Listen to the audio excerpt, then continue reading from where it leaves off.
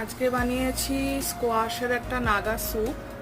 এটা নাগাল্যান্ডে খুবই ফেমাস এই স্যুপটা, তো সেটা বানিয়েছি। অ্যান্ড এপাশে হচ্ছে আমার কোফতার কারি।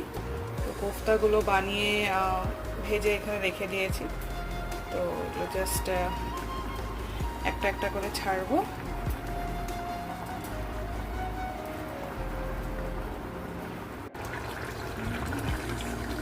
ঝোলটা অলমোস্ট ফুটে এসছে, তাই এখন আমি এক চামচ ঘি, এক চামচ না অ্যাটলিস্ট হাফ চামচ ঘি দিয়ে আমি নামিয়ে দেব।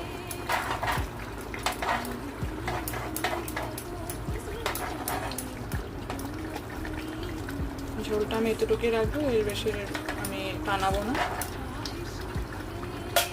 এখন আমি গ্যাসটা অফ করে দেবো। Bye bye.